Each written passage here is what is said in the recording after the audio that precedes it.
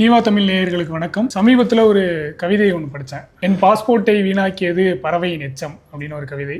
அதன் தொடர்ச்சியாக இன்னொரு கவிதை படித்தேன். பறவையின் பார்வையில் மனிதர்கள் எல்லோருமே ஊனமுற்றவர்கள் தான் அப்படின்னு ஒரு கவிதை படித்தேன். ரெண்டும் படிக்கும்போது எனக்கு தோணுச்சு, நம்ம கூடவே இருக்கிற பறவைகளை நம்ம ஏதோ ஒரு தருணத்தில் கவனிக்காமல் விட்டுறோம். அதனுடைய பயன்பாடுகள் நமக்கு தெரியாமல் போயிடுது. அல்லது பறவைகளை சுற்றி நம்ம நிறைய கட்டுக்கதைகள் வச்சுருக்கிறோம். நம்ம பேச்சுவார்த்தையிலே நிறைய குருவி மாதிரி சாப்பிடாத, அந்த மாதிரிலாம் நிறைய கேள்விப்பட்டிருக்கோம். அந்த காக்கா கத்துனா சொந்தக்காரங்க வருவாங்க, அந்த மாதிரியான நிறைய கட்டுக்கதைகள்லாம் நம்ம வாழ்வியலோடு சேர்ந்து இணைஞ்சிருக்கு. ஆனால் ஏதோ ஒரு கட்டத்தில் நம்ம பறவைகளுடைய வாழ்வியலை கவனிக்காமல் விட்டோமோ அப்படின்ற மாதிரியான எனக்கு சிந்தனை நிறைய வந்தது. ஸோ இன்னைக்கு நம்ம அதை பற்றி தான் பேச போகிறோம். நம்ம கூட 2 பேர் வந்திருக்காங்க. ஒன்று ஏஞ்சலின் மனோ, பறவை ஆராய்ச்சியாளர், அப்புறம் இயற்கை கல்வி பயிற்றுனர். அவங்க கூட கிறிஸ்டினா நேகிரிட்டா சுரேஷ் அவங்களும் வந்திருக்காங்க. அவங்களும் சுவாலஜியில் பிஹெச்டி பண்ணிட்டு இருக்காங்க, உயிரியல் ஆராய்ச்சியாளர், பறவை ஆர்வலரும் கூட.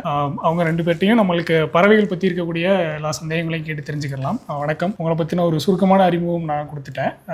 இன்னும் நீங்கள் பறவை பற்றி உங்களுக்குரிய அனுபவம் அல்லது நீங்கள் இந்த துறைக்குள்ளே எப்படி வந்தீங்கன்றத நேயர்களுக்கு சொல்லலாம். வணக்கம். கிறிஸ்டினா நேகிரிட்டா சுரேஷ். நான் வந்து இப்போது மெட்ராஸ் கிறிஸ்டியன் காலேஜில் பிஹெச்டி பண்ணிகிட்ருக்கேன் ஜுவாலஜியில். என்னுடைய ஜேர்னி பேர்டிங்கில் எப்போ ஆரம்பிச்சிச்சு அப்படின்னா, பிஎஸ்சி படிக்கும்போது ஸ்டெல்லா மேரிஸ் கல்லூரியில் தான் பிஎஸ்சி பண்ணேன். அங்கே வந்து எங்களுக்கு பேர்டிங் அப்படின்ற ஒரு இதை வந்து ரொம்ப முக்கியமாக ஸ்டூடெண்ட்ஸ்க்கு, ஜுவாலஜி ஸ்டூடெண்ட்ஸ்க்கு சொல்லி தருவாங்க. ஸோ அதை வந்து ஒரு ஹாபியாக அப்புறமா எடுத்துக்கிட்டு நான் வந்து தானாக ஒரு இன்ட்ரெஸ்ட் டெவலப் பண்ணி அதில் கிட்டத்தட்ட ஒரு 8 வருஷமாக இப்போ பேர்டிங் பண்ணிகிட்ருக்கேன். என்னுடைய ஃப்ரெண்ட்ஸ் சர்க்கிளுமே பார்த்திங்கன்னா பேர்ட்ஸ் சம்மந்தமானவங்க தான் இருப்பாங்க. என்னுடைய நண்பர்கள் தான் நான் பேர்டிங்கில் இறங்கினதுக்கு முக்கிய காரணம். அண்ட் கண்டிப்பாக ப்ரொஃபஸர்ஸும் காரணம். அண்ட் இப்போ வந்துட்டு ரிசர்ச்சும் வந்து கொஞ்சம் கொஞ்சமாக ஆர்னத்தாலஜி, அதாவது பறவைகள் சம்மந்தமான ரிசர்ச்சும் இன்ட்ரெஸ்ட் காமிச்சிட்ருக்கேன். அதுலேயும் கொஞ்சம் பண்ணிகிட்ருக்கேன். ஸோ இதுதான் என்னுடைய ஜேர்னி.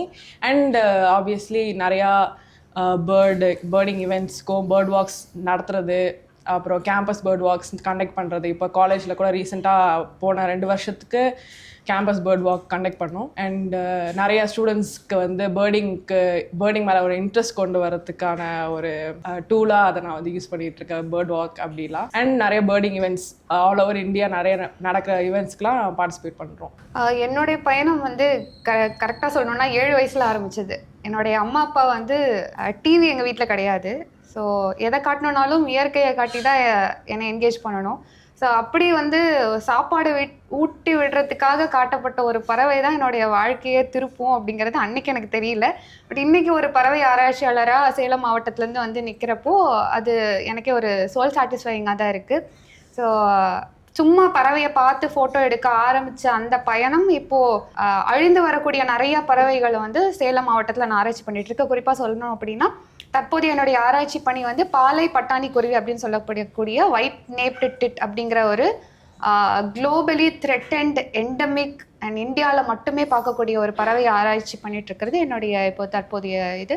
அது மட்டும் இல்லாமல் தமிழ்நாட்டில் பெண்கள் நிறைய பறவை நோக்கலுக்குள்ளே வரணும் அப்படிங்கிறதுக்காகவும் தமிழ் உமன் பேர்டர்ஸ் நெட்வொர்க் அப்படிங்கிற ஒரு அமைப்பை வந்து உருவாக்கி நிறைய பெண்களை வந்து பறவை நோக்கலுக்குள்ளே அவங்கள இணைக்கணும், அவங்களையும் ஊக்குவிக்கணும் அப்படிங்கிறதுக்காக நிறைய செயல்பாடுகள் செஞ்சுட்டு வந்துட்டு இருக்கேன். அது மட்டும் இல்லாமல் இயற்கை கல்வி அப்படிங்கிறது நேச்சர் எஜுகேஷன், அது அடுத்த தலைமுறையினருக்கு வந்து கண்டிப்பாக சென்று சேரணும். ஏன்னா இப்போ இருக்கிற தலைமுறையினர் என்ன பண்ணுறாங்க அப்படின்னா, எலக்ட்ரானிக் கேட்ஜெட்ஸில் ரொம்ப வந்து அடிக்டாக இருக்கிறதுனால ஸ்கூல் கோயிங் சில்ட்ரன் எல்லாமே வந்து இயற்கையோட அந்த பாண்ட் வந்து இல்லாமல் இருக்கிறது ரொம்ப கண்கூடவே பார்க்க நேருது. அதை வந்து மறுபடியும் அவங்களை இயற்கையோடு இணைக்கணும் அப்படிங்கிறதுக்காக சில முன்னெடுப்புகள் எடுத்து பள்ளி மாணவர்களிடையே இந்த இயற்கை கல்வியை வந்து அவங்களுக்கு சொல்லி கொடுத்துட்டு வந்தேன். ஃபஸ்ட்டு வந்து கொஞ்சம் ஜாலியாக போகலாம் அப்படின்றக்காக சில பறவைகளோட பேர்லாம் கேட்கும்போது ரொம்ப வேடிக்கையாக ஒரு மாதிரி ஃபன்னியாக இருக்கும். கரண்டி வாயன், அரிவாள் முக்கன் அப்படின்லாம். ஸோ அந்த மாதிரியான பறவைகளுடைய பேர் சொல்லிட்டு இதனால தான் அந்த பேர் வந்தது. உண்மையிலேயே அதுக்கு பேர் அதானா, இல்லை நம்ம அந்த உருவகீலிலாம் பண்ணுற மாதிரி பறவைகளுக்கும் அந்த மாதிரி பண்ணிட்டோமா? ஸோ கரண்டி வாயன் நீங்கள் சொன்னது வந்து அதனுடைய அழகினுடைய அமைப்பு வந்து கரண்டி மாதிரியே இருக்கும். அது உணவு தேடுறப்பையும், அதாவது அது ஒரு நீர் பறவை. கரண்டி வாயன் அப்படின்னு சொல்லக்கூடிய பறவை ஒரு நீர் பறவை. ஸோ அது தண்ணிக்குள்ளே நம்ம எப்படி வந்து குழம்பு மாவெல்லாம் எடுப்போமோ அதே மாதிரியான ஒரு உணவு தேடும் முறையை அதை செய்யறதுனால தான் அதனுடைய அழகின் அமைப்பு கரண்டி போல இருக்கிறதுனால கரண்டி வாயன் அப்படிங்கிற ஒரு பெயர். ஆங்கிலத்தில் அதுக்கு ஸ்பூன் பில் அப்படின்னு சொல்லுவாங்க. ஸோ அதே மாதிரி அரிவாள் முக்கனும் அதே மாதிரி தான். அதனுடைய அழகினுடைய அமைப்பு அரிவாள் போன்ற அமைப்பில் இருக்கிறதுனால அதுக்கு அரிவாள் முக்கன். இன்னொரு ஒரு பெயரும் இருக்கு, அன்றில் அப்படின்னு சொல்லக்கூடிய பறவையும் அரிவாள் முக்கனும் ஒன்று. அன்றில் பறவை இந்த பொதுவாக இந்த காதல் அல்லது இந்த திருமணம்லாம் செய்யும்போது அன்றில் பறவை போல் வாழ்க அப்படின்லாம் சொல்லுவாங்கல்ல, அந்த பறவைக்கு இன்னொரு பேர் வந்து அரிவாள் முக்கன். இல்லை வேற என்னென்ன மாதிரியான பறவைகள்லாம் இருக்கு அந்த மாதிரி பேர்கள்? உப்பு கொத்தி, மண் கொத்தி. ஸோ மண் கொத்தி அப்படிங்கிறதும் ஒரு கரையோர பகுதிகளில் வாழக்கூடிய ஒரு பறவை தான். அது ஒரு வலசை வரக்கூடிய ஒரு பறவை. ஸோ மண்ணை கொத்தி அந்த சேற்று பகுதியில் இருக்கக்கூடிய உணவுகளை பூச்சி புழுக்களை எடுத்து சாப்பிட்றதுனால தான் அதுக்கு மண் கொத்தி அப்படிங்கிற ஒரு பெயர். ஸோ பறவைகளுடைய பெயர்கள் எப்பவுமே வந்து ஃபன்னியாக இருந்தாலும் அதுக்கு பின்னாடி ஒரு காரணம் இருக்கு.